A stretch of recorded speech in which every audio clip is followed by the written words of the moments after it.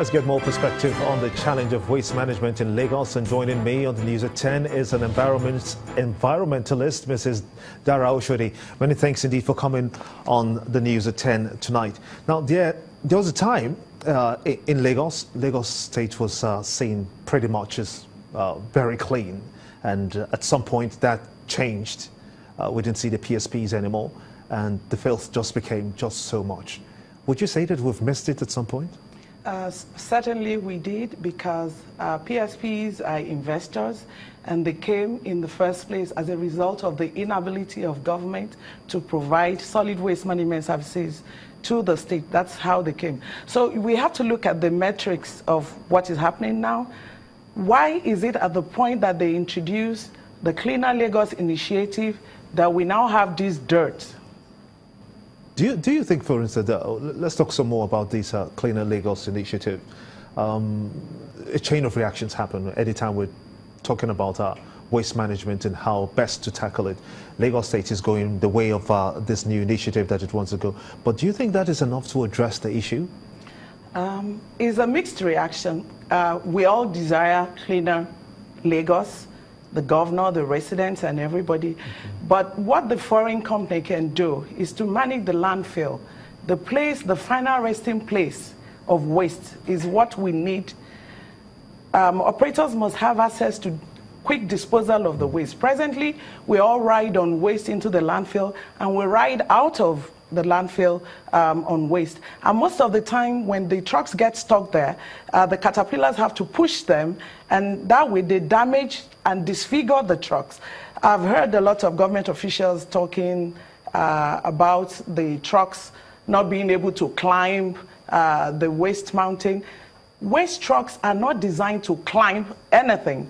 That we're supposed to have multiple evacuation spaces and just drive into the landfill and dispose of the waste, or we either have transfer stations so we don't have to drive long distances and have traffic impact, and then have a holding station, which is the transfer station, and dispose the waste there. If those two things are missing, operators are not going to be able to perform at peak efficiencies. And when you come in and you disenfranchise 350 operators and you say, this is a new company, and we've not received any letters, we've all read things in the newspapers, then you're going to set confusion in motion. But do you think that the Lagos State government under this initiative will be able to absorb some of those PSPs that have been laid down now? Certainly. I mean, even in the United States, you have operators having over 45 landfill sites coexisting with what we call pop and mom waste management companies. That is one single, with just one truck. They coexist side by side. So, I mean, we can't sell out our state for any private organization. It doesn't work. I can give you an instance of a place like Cairo that has the same 15,000 metric tons of waste like Lagos. When it was concessioned to 4 foreign companies, they had to run away at the end of the day. It's, you know, everywhere you have to work with the locals because of experience, because of routing considerations. They know the route, they know the timing, they know the people, and they understand the waste stream. They understand the volume of the waste that are actually emanating from, the, from those routes. How do we deal with this situation? Because we've heard complaints and reports come through that people don't actually want to pay for the waste that they're disposing. I actually don't believe that people don't want to pay for their waste disposal. It's a function of service delivery.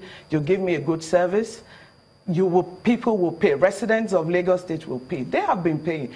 What we need from the government is sensitization, education. You have to tell people why they probably have to patronize PSP operators, and why they have to pay for the service, because it's a function of costs. The cost of the trucks is huge. The cost of fueling the trucks is huge. The cost of paying the workers.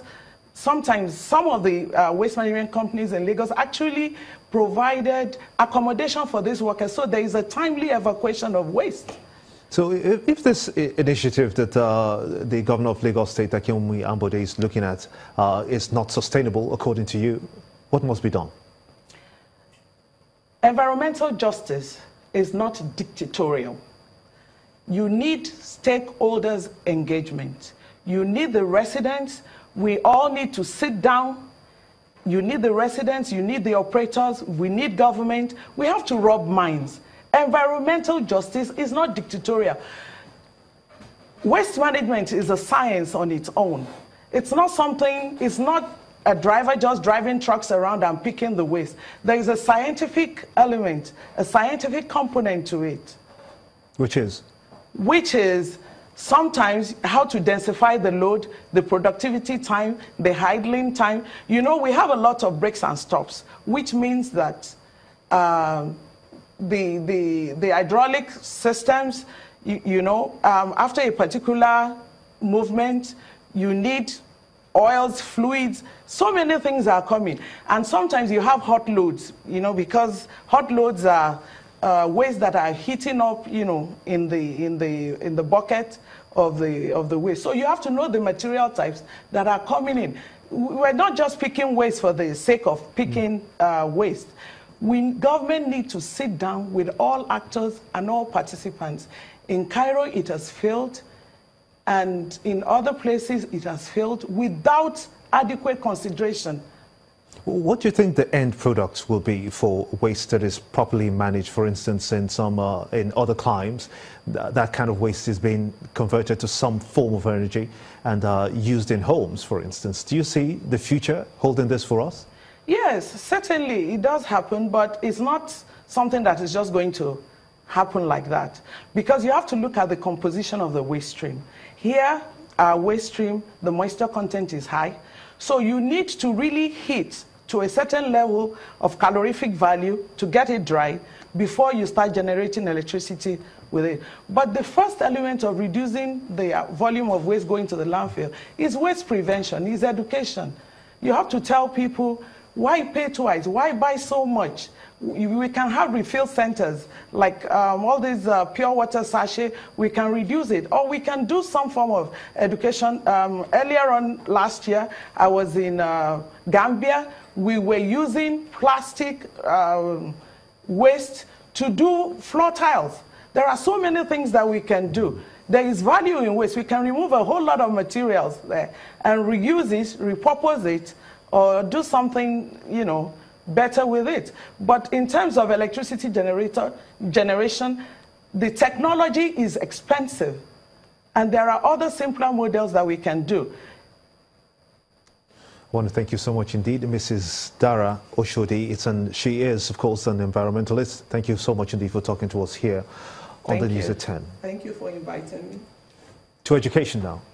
In spite of the challenges confronting basic education in Nigeria, the number of children enrolled into schools in the country has been on the rise since 2015. The Registrar and Chief Executive of the Teachers Registration Council of Nigeria, Josiah Ajiboye, says that recent statistics by UNICEF shows that the number of out-of-school children has dropped to 8.6 million from 10.5 million. He was speaking at the flag-off of the National Enrollment Drive campaign in Bauchi State, northeast of Nigeria.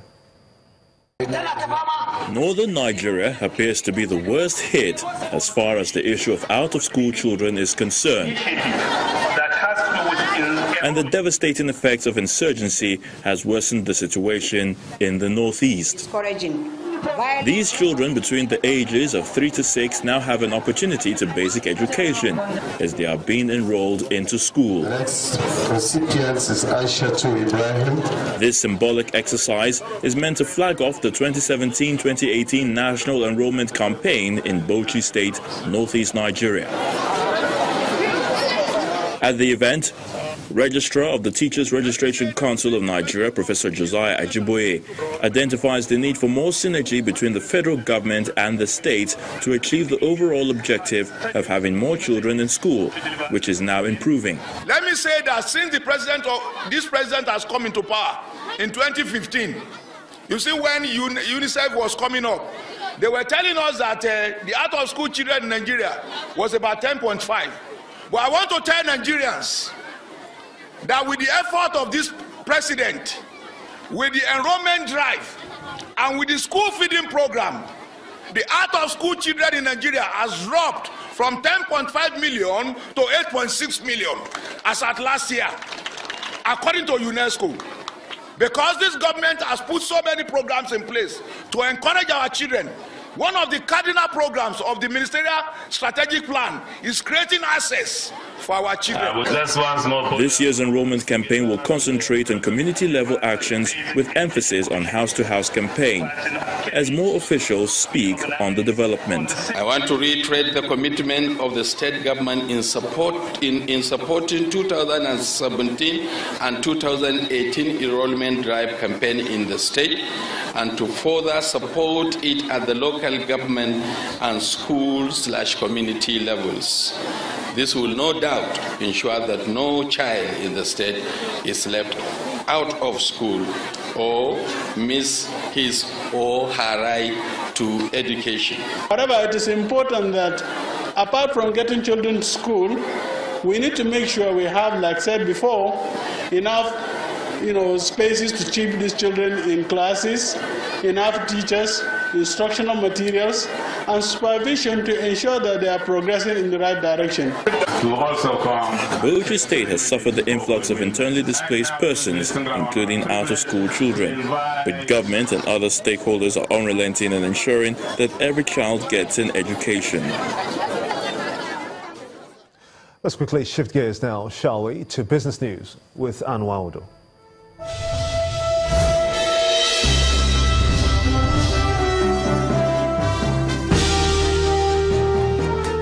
Thanks a lot, Gimba. Welcome to Business News. US-based ratings agency Fitch has affirmed Lagos State's long-term foreign and local currency issuer default ratings at B+ with a negative outlook.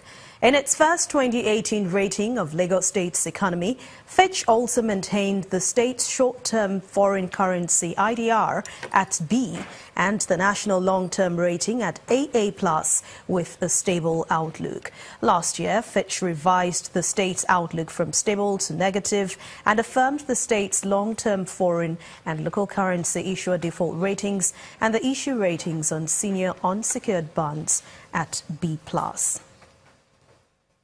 Nigeria's interbank lending rates are expected to remain unchanged next week as 67.65 billion mature treasury bills hit the financial system. And this comes as analysts expect the naira to maintain its stability against the dollar at the forex market on the support of rising oil prices and increase in the country's foreign reserves. Just last week, the central bank sold 91-day bills worth 10.25 billion naira, 182-day bills worth 26.6 billion naira and 364-day paper worth 193 billion naira, bringing the total auctions to 229.8 billion naira, while treasury bills worth 237 billion naira were sold through open market operations. Let's go to the currencies market, where the naira weakened against the dollar to 364 in the parallel market, but it strengthened to 360 naira 10 kobo in the I&E Forex window. Total volume traded in the I&E Forex window for the week stands at $1.203 billion as against $1.15 billion last week. During the week, the CBN injected $210 million into the forex market, comprising $100 million, $55 million, and $55 million, another one for the wholesale SMEs and invisible windows. Banking stocks rallied the all-share index to a new milestone this week, with the index appreciating further by 5.11% to close at 45,092.83. The banking index remained the toast of investors, with demands across FBN Holdings and Skybank. The insurance, oil and gas, industrial goods indices followed suit.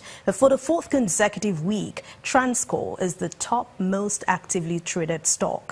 Analysts at Codrus Capital say the possibility of profit-taking is very high, and they reiterate a positive outlook on local risky assets. And that's business news for this week. Thank you so much for watching. I'm Anne Nwawado. It's back to you, Gimba.